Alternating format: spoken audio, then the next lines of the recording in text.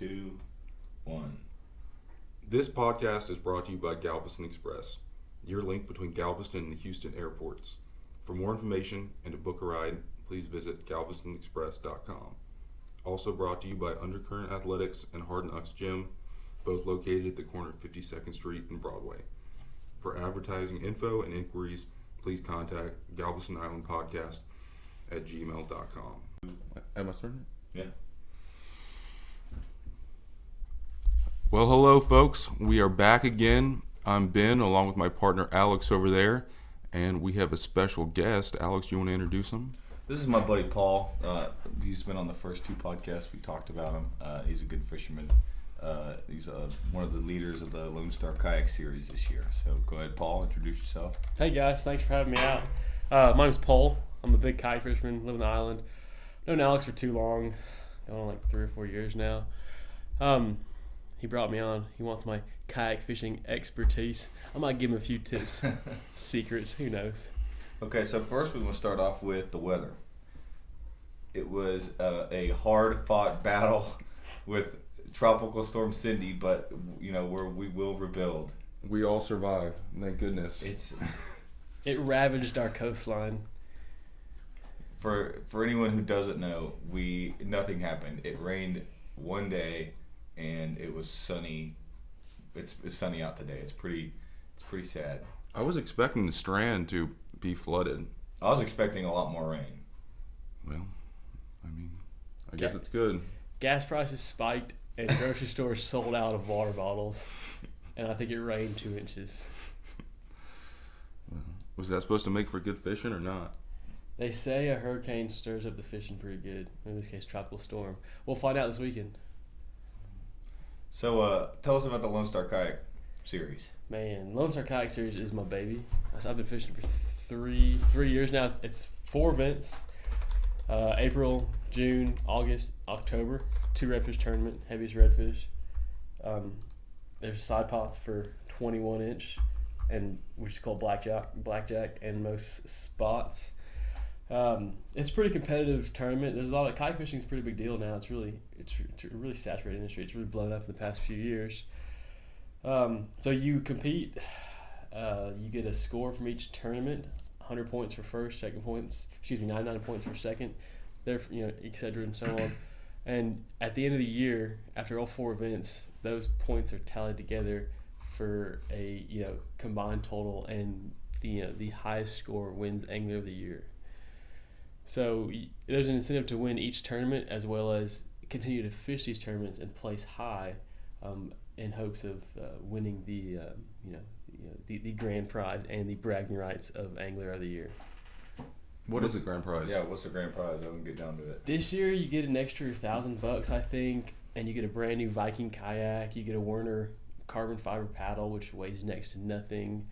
You'll get a TFO Temple Fork Outfitters rod. You'll get a prize package from Saltwater Assassin, a bunch of baits. You get a what rod? It's called Temple Fork Outfitters. It's actually Gary Loomis, G. Loomis rods. Like most people know about them. They're really good rods. Well, he branched off and he makes his own rods called TFO Temple Fork Outfitters, and they're badass rods. And they're our new sponsor in the tournament. So, along with that, you'll probably get I believe you get a bison cooler, as well as a Watershed dry bag. And how much in cash? $1,000 in cash, on top of what you'd win for the tournament. All 4 tournaments. On top of what you win for all 4 tournaments. So let's say you came through and you cleaned it out this year and you got 100, or you got the first place in all of them. What was your total winnings be? You'd probably win about $7,000. How many contestants are there? It depends. Anywhere from, we had this last weekend, it was Father's Day weekend, so it wasn't a great turnout. We had 91 entries. The previous tournament there were 130. It's usually average. I'd say it averages about 130. I fished one that had 160, I believe. So it's usually well over 100. And it's a cool tournament because they pay out the top 25%. So, if 100 people enter, and you turn in 1 fish, and that's enough. That fish is enough to put you in 25th place. You're gonna at least win your entry fee back. So it's What's the entry fee? $25. $65. $65. So it pays well. It's a fun way to fish a tournament. How long have you been doing these tournaments? I've been fishing for three years now.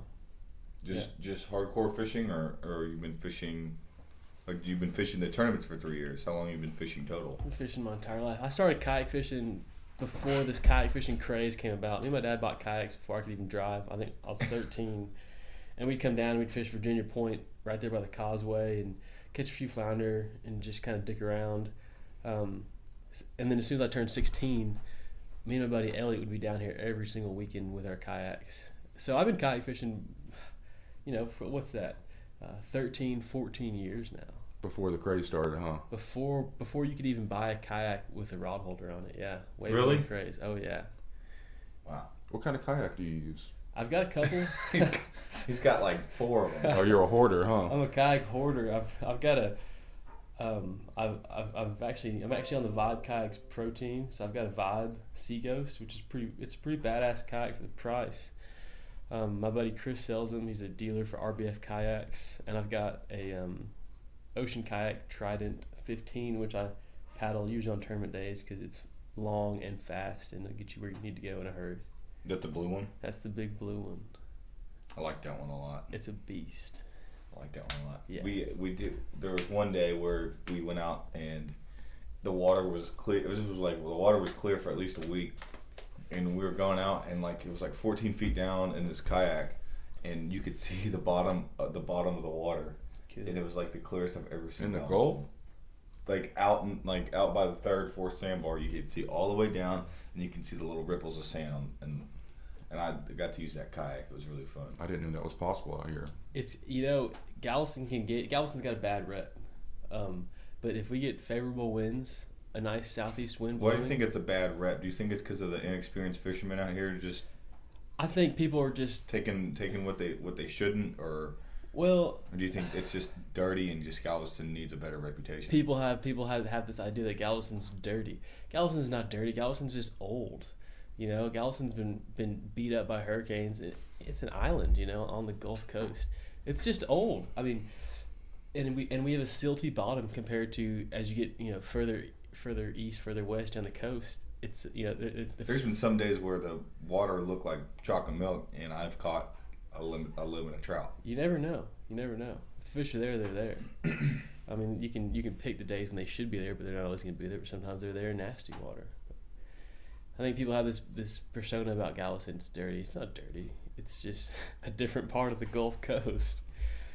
And we get clean water. We get crystal clear water on occasion too. Weren't there people catching sailfish with trout rods on the off the jetties when it gets clear? I know people catch kingfish out there, and I've seen, people don't believe me, but I've seen a tuna jump. People laugh at me.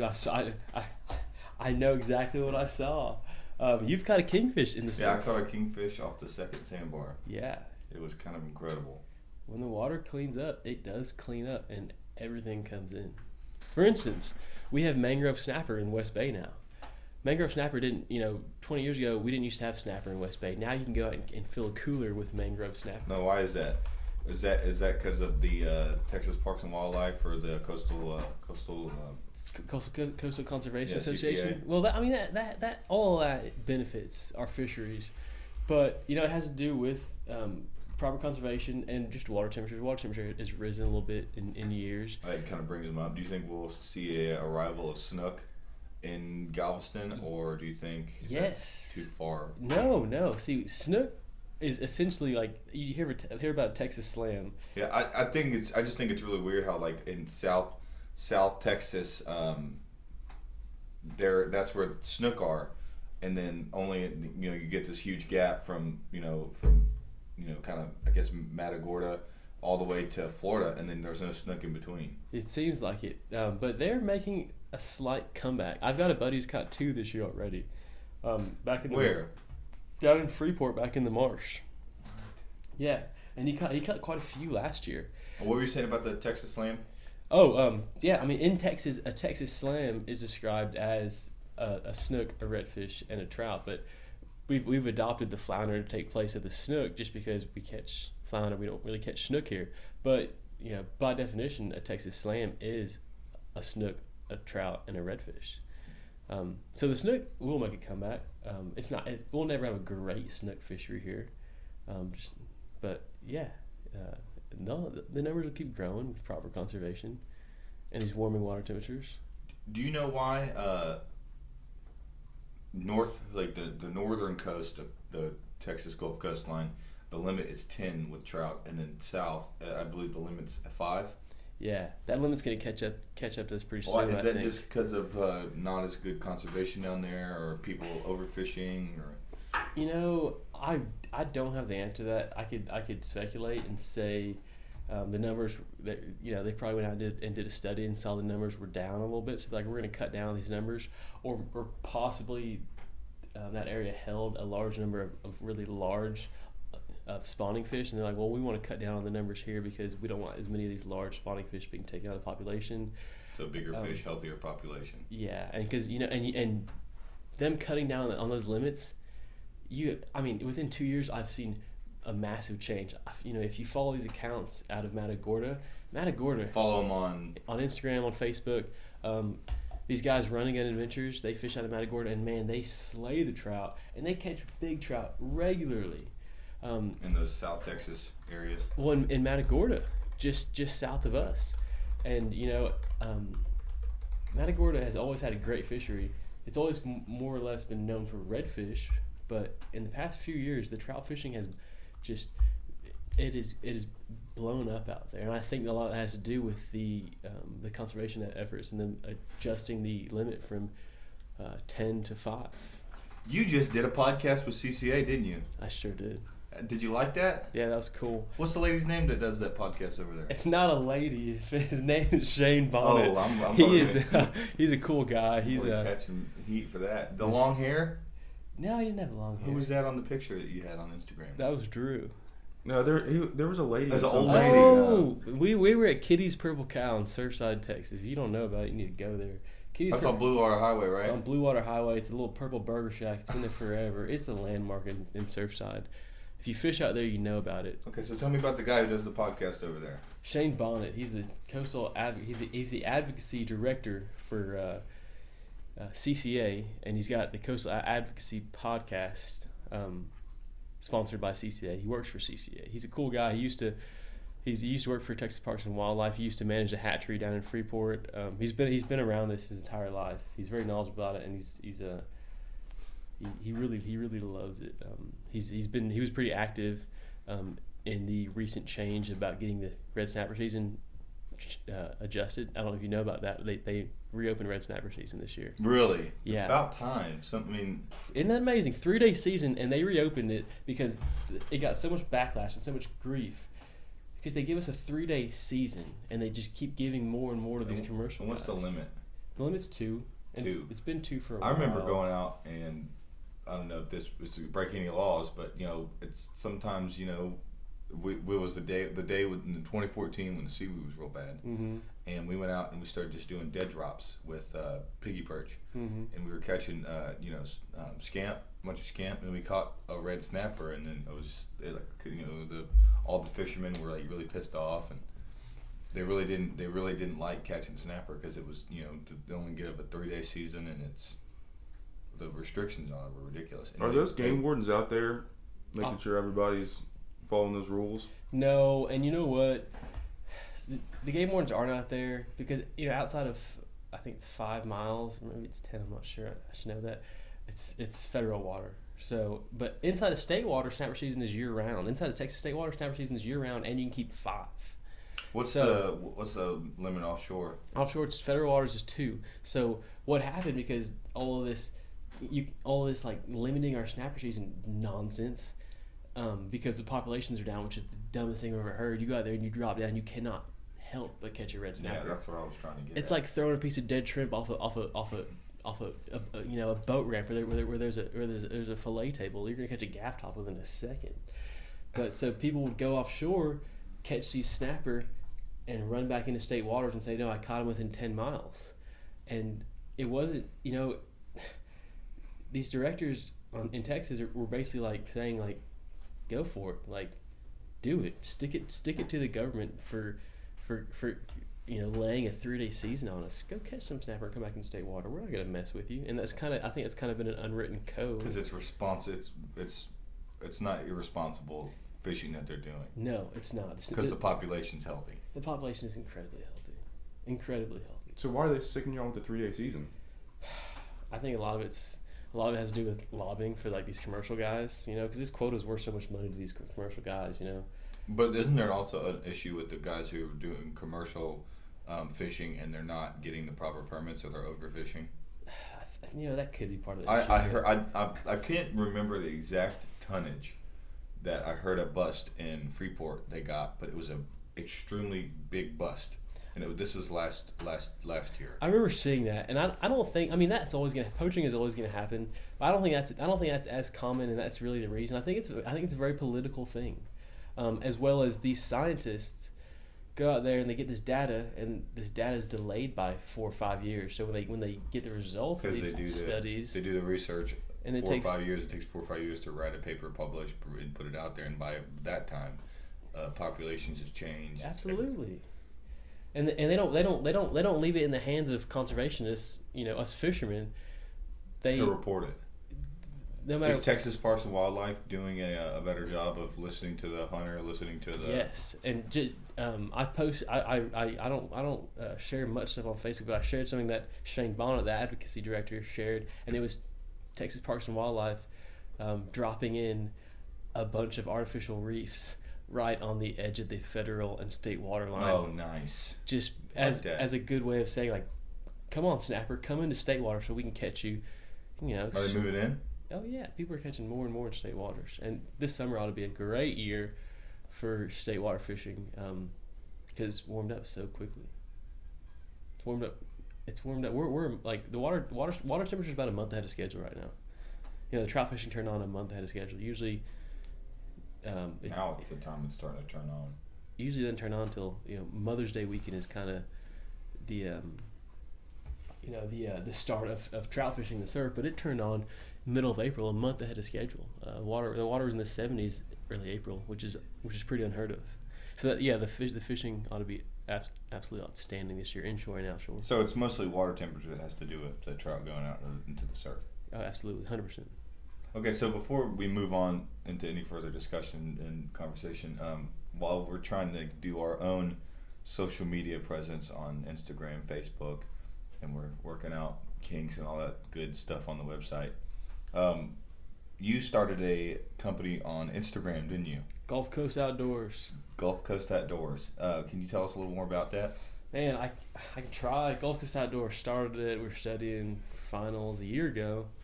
And I was like, man, I'm going to start an Instagram page. I've got piles and piles and piles of fishing pictures, good fishing pictures. And I see all these pages of everyone just reposting other people's pictures. And I was like, yeah, I'm going to start my own page. So I looked up Gulf Coast Outdoors. It wasn't taken.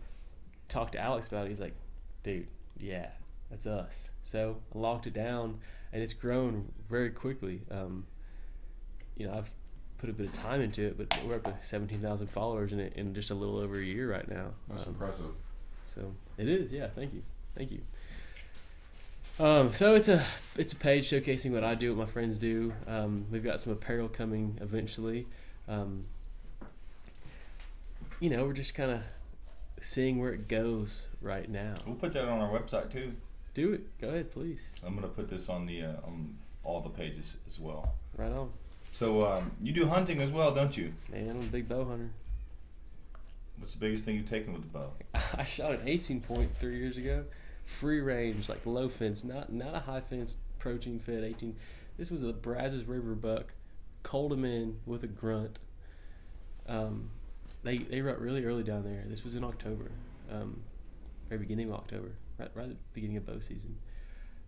18 point, non-typical. He had 21 points, but only 18 were scoreable. He was a monster. What kind of bow do you have? I've got a PSE. People hate on PSEs. Why? I don't want to hear any backlash. Cheap? They're cheaper bows, but they make the fastest bows on the market. And Why? They've always made fast bows, and currently the fastest bow on the market is made by PSE. But people have this.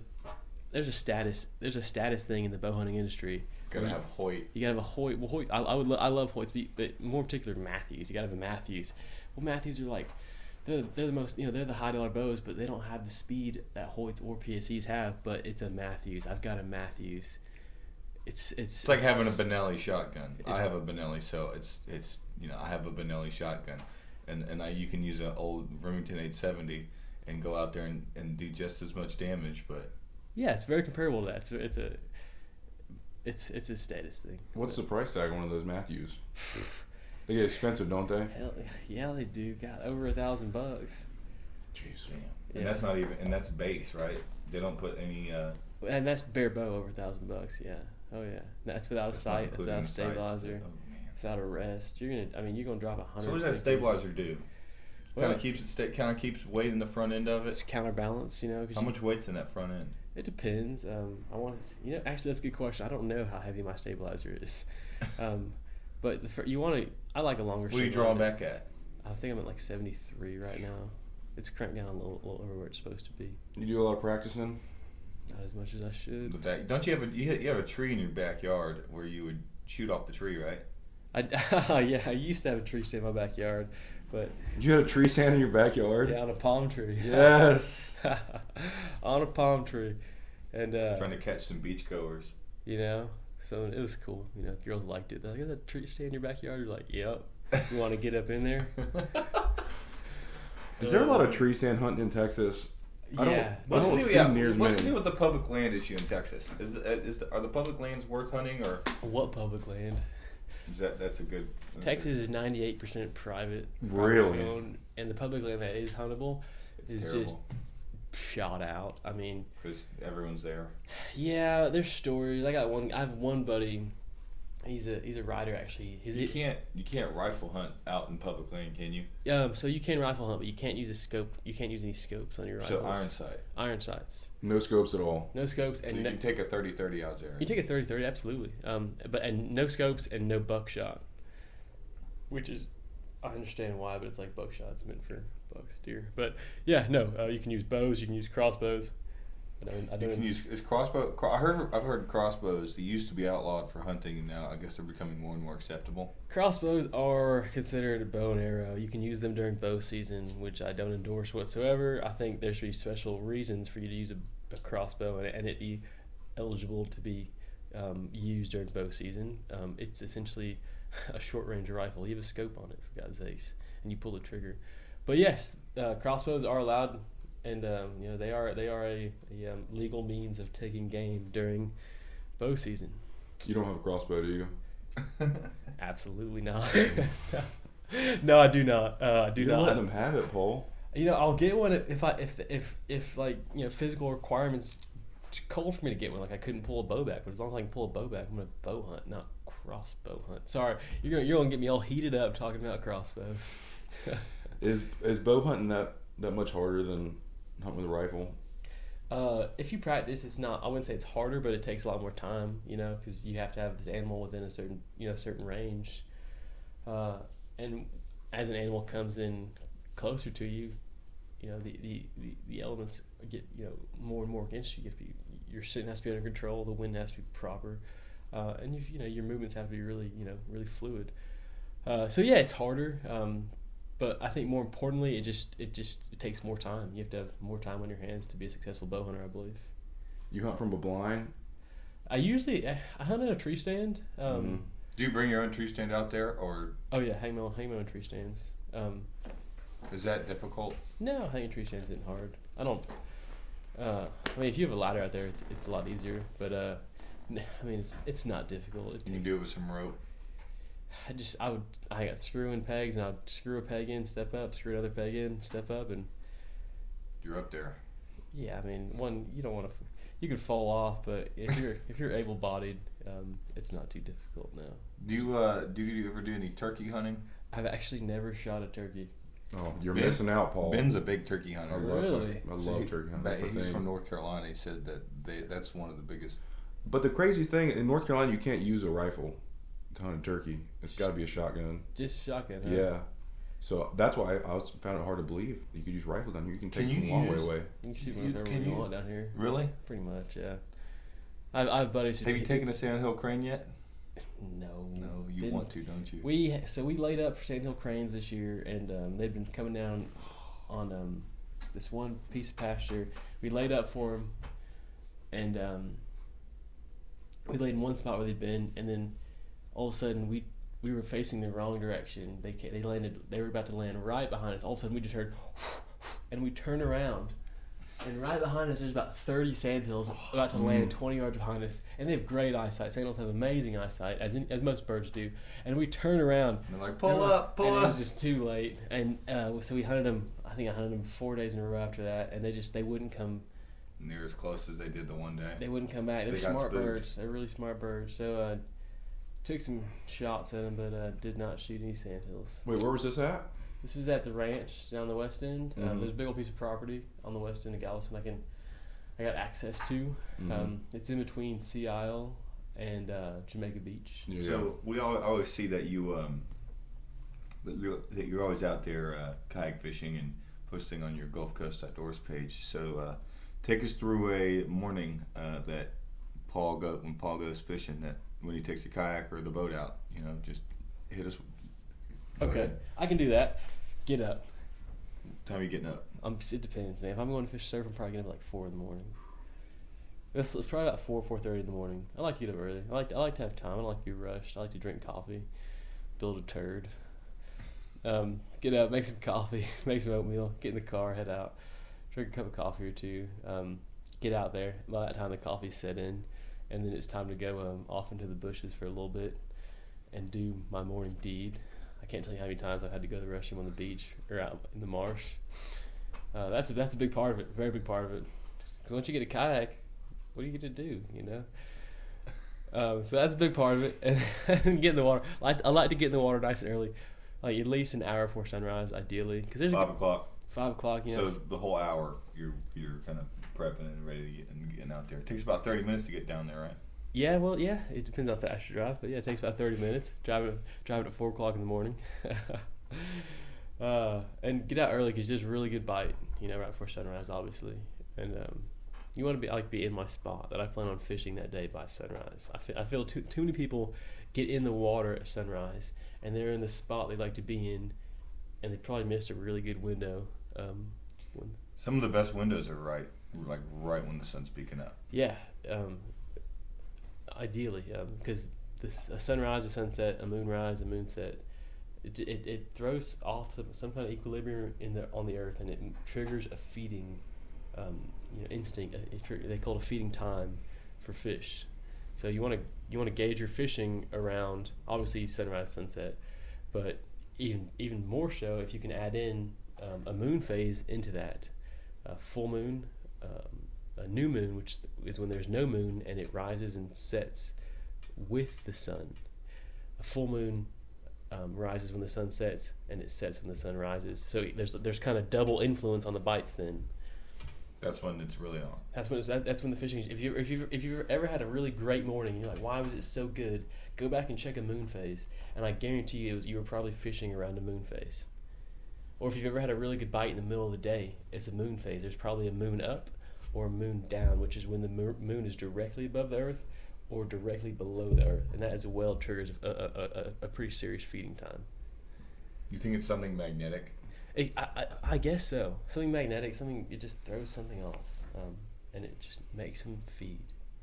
Because fish could feed all day, every day. What makes them feed? Nothing in particular. I mean, tides obviously in salt water help with that, but a moon phase is really what makes them, just gets them agitated. I always thought that was strange how they the feeding times. There's always the hot spots to go get them. Like John Michael was out. John Michael's part of the Gulf Coast Outdoors team, right? With the pictures, and he's our resident shark fisherman, stud of a shark fisherman. So he was out, I think last weekend, and the surf was really rough. And he caught 6 bull sharks in like 4 hours. Good. And they weren't small. They were like 6 foot, and then the biggest one was 7'3". So do you think that could have affected something, triggered the sharks to feed? And if I had to guess, I didn't. I'll have to look back on that, but I'm willing to bet there was a moon phase around that time. I would assume, because what what else would make sharks feed so heavily in a short window as it was? If I had to guess, yes. But you never know. It's saltwater fishing. It could have just been the fish they just happened to be there. John Michael knows what he's doing out there. So I don't know. I'll have to look back on that. Have you talked to any of the other avid fishermen on the island, or are you just kind of just doing your own thing? Man, I'm a loner when it comes to fishing.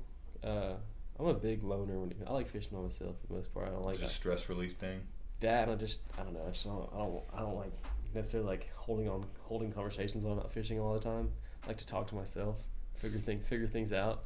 Do I talked to anyone? Not really, man. I talked to some of my kayak buddies, but I can't say I'm too like socially active in the fishing community. I probably should be a little more, but no, I haven't really, not as of late. Where are the hot spots with that kayak fishing? Where's everybody pushing off at? Man, that is a very broad question. A lot of like the heavy, quote unquote heavy hitters like to fish out in Freeport, like to fish the marshes above the intercoastal, the true backcountry. So they'll launch out of Swan Isle Boat Ramp. You can launch off of Coney Island in Freeport. You might launch into Christmas and fish the marsh around where Coal Pass dumps into Christmas Bay. A lot of people like to fish up in Chocolate Bayou, and a lot of people actually like to go really far inland and fish in Highland Bayou, and you can launch out of Louis Bay Camp. Have you ever fished in Kemah? I haven't fished in Kemah. Well, off the dike? I've never done any dike fishing ever. I've launched a boat off there and ran up in Trinity and waited, but I've never fished around the dike. No. I know people catch a lot of big bulls out there, and I know summertime people go set up their big old stage lights and generators and absolutely tear into the trout out there. And that's something I'd really like to do. What about the flounder over in the bays? They got a healthy population. Yeah, flounder fishing is really a few years ago the flounder run was just, for multiple years in a row, the flounder run was really slow. It was really crappy, and I think the populations, quite like everything else, have really grown. And the flounder fishery is pretty tremendous down here. It's hard not to go out on a day of inshore fishing and not catch a flounder, because usually you're not going out targeting flounder, and if you are, if you know what to look for, you can almost always be successful. But if you're going out, just inshore fishing, you're probably working baits a little faster than flounder like, but you're probably going to catch them anyways because our population and our fishery is that good. Well, you've been to one of my flounder spots, and we tore them into them that day. Yeah, that was a really fun day. We were almost stepping on those things. What advice can you give the weekender who's coming down that wants to go fishing? Just get out there. Like if you don't know too much about it, just find something you like the look of and get out there. Throw whatever you're throwing with confidence. Confidence is huge. If you have no confidence in what you're using, you're probably not going to catch anything. As well as if you're not having fun. Positive mindset will make you so successful in anything, fishing included. So stay positive. Throw baits that you're confident with, and stick to it. Be persistent. Don't be afraid to change it up if it's not working. Now, a word of advice to the active fisherman, the active angler who probably be listening, and I don't know, just word of advice. I think this is the biggest thing. I already touched on this. Look at moon phases, man. Moon phases, fishing the right time has really elevated my fishing, because you can go fishing any time of the day, but if you can plan your fishing and fish efficiently, you're going to be more successful. If you only have a limited amount of time in the water, fish when the fishing's good. Try to put together a moon phase and a particular tide phase, and your chances of success are going to skyrocket. So fish efficiently. Don't just go fishing necessarily because you want to. I mean, if you want to go, but try to find the ideal time to catch whatever you're targeting. How far out can you plan these moon phases? You can look at them. You can look at a moon phase for a year. And they're accurate? Oh yeah, 100%. There's no science to like. I suppose it is a science, but there's no. It's not like meteorology, which is a guessing game, absolutely total guessing game. No, moon phases are. The moon is going to do this. It's going to be a new moon. It's going to go to first quarter. It's going to be a full moon. It's going to go to third quarter. It's going to go back around. There's nothing to it. You can look at any solar charts and find that out. What I like to check is a website called tides, the number 4 fishing.com, and it'll give you the tides.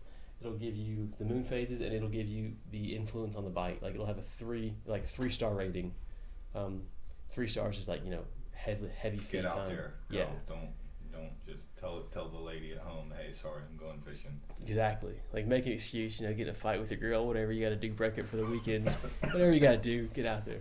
Yeah. So that if for the that's a bulletproof way to really elevate your fishing without having to do too much research and learn too much about that. So I've got to ask this. This might be a dumb question, but that eclipse is coming. Is that going to affect? Are you going to have like monster mutant fish come out of the bay or something? Oh yeah, like 3-gilled fish, all kinds of crazy things will come out. Then, yeah, I don't. This is going to be interesting because this is the first time happening in a long time. So this eclipse is what's happening with this eclipse. The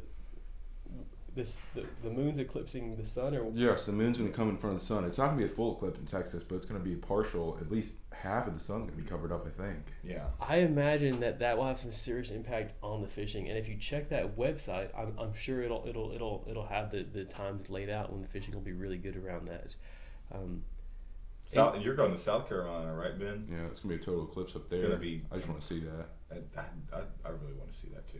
So what time of day is this eclipse going to happen? It's happening at 2 on the East Coast. It's like 2:45, and obviously it's coming from west to east. So I'm assuming it's gonna be a little bit earlier here. Well, that'll be neat. I don't know that I've ever seen that. That'd be cool. Are you going with him? I don't know. I'm thinking about it. I know you're asking me about that. I asked Paul to go too. We should go up there and go to Charleston and have a good old time. I've heard so much about Charleston. I would love to go there at some point. I hear it's like the true South. It's amazing, dude. It's beautiful up there. You'd like it. It's expensive though. That I've heard that as well. Very expensive to live there. That's what I've heard. But a lot of anglers up there, mostly offshore guys for the most part. Charleston has that, like, they've got that low country, like chasing redfish in the grass, like a skiff life kind of. It's a big fly fishing community. And other than that, yeah, it's all offshore stuff. You do offshore fishing? I'd love to. I just don't get to go very often. Yeah, it's expensive. It is. Yeah, it's expensive, but I don't get to go very often. Inshore fishing's my baby. I would love to. I would probably get into offshore fishing just as much as I get into inshore fishing, but You have a flat bottom boat or anything? Yeah, I got a little skiff. You take it out much? Not running right now, so no. I'm a kayak guy for the most part. We got a little John boat I run around pretty often, but Scat. no, that's the skiff. It's not working. That Drew needs to get prepped up. Yeah, when Drew comes back. Well, we've got the SS Minnow Johnson. That's a little John boat, and What an amazing name. the SS Minnow Johnson. She's a bad little girl, and she gets you where you need to be for wade fishing. But I most importantly just use that as transportation, dragging my kayaks out somewhere so I can go fish in the marsh, chasing redfish around. Get skinny, put the kayak in, and just go dangerously skinny where these redfish are just crawling around. You can see them in the water. So I got another question. It's about Gulf Coast Outdoors. What do you plan on doing with Gulf Coast Outdoors? Man, I'm not sure exactly yet. It's taken off so quickly. We plan on for sure in the future we'll have a line of shirts coming out. So these sponsors were these sponsors you got. They paid for some of your tournaments, correct? Yes. And in return, obviously I wear their stuff, and I wear their stuff because I really like their stuff. Like if people have asked me like, "Hey, can you post this on your page? We'll give you this and that." I'm like, yeah, it would be ingenuine if I did, so I'm not going to. So you only post. So if they send you stuff and you say, "I'll test it out and see if I like it." If you don't like it, you're not. No, yeah, I would never wear or endorse anything that I don't actually like because I don't have to, Fuck them. Like if I like them, I'll support you. I'll represent your stuff. If I don't like you, I'm not gonna lie to my followers. Too many pages do that. And Gulf Coast Outdoors is not like that. That's what we're trying to do with Galveston Island Podcast. We're trying to make it so, it's a forum, and you be able to speak. If you don't like something, it's there. I mean, there's nothing you can do about it. We all have that First Amendment right to speak and do what we want, and giving other people false information is kind of what we're against. Put out what you like, do what makes you happy, and if you're doing something okay, people will like it, people will follow it. But if the ones that don't, whatever, you can't please everyone, and you can't be anyone can be ingenuine and inauthentic, but in the long run, that's not going to get you anywhere. Well, I think it was a productive day of an interview with Mr. Paul Thorburn. You can follow him at Gulf Coast Outdoors. And what's your other Instagram handle? Just Paul TWT. Paul Twat. Paul TWT. That's my personal Instagram. Or you can find me on Facebook, Paul Thorburn. Do you have a Facebook for Gulf Coast Outdoors yet? Do not. He's slipping. That's his next project. He'll get on it. I'm pretty lazy when it comes to social media. Too busy fishing. Be sure to follow us on Gulf Coast Outdoors. Not Gulf Coast Outdoors. Galveston Island Podcast. Everything. Instagram. GalvestonIslandPodcast.com. This podcast will be there. You can listen to other earlier podcasts, but for right now, we're going to sign off. Ben? Paul, we appreciate having you, man. Hopefully you will be back sometime soon. Hey, I enjoyed it, guys. Guys, stay cool out there. It was a hot one. It was like 93 degrees outside, so Feels like 110 in the shade. guys, we appreciate you listening, and as always, stay salty.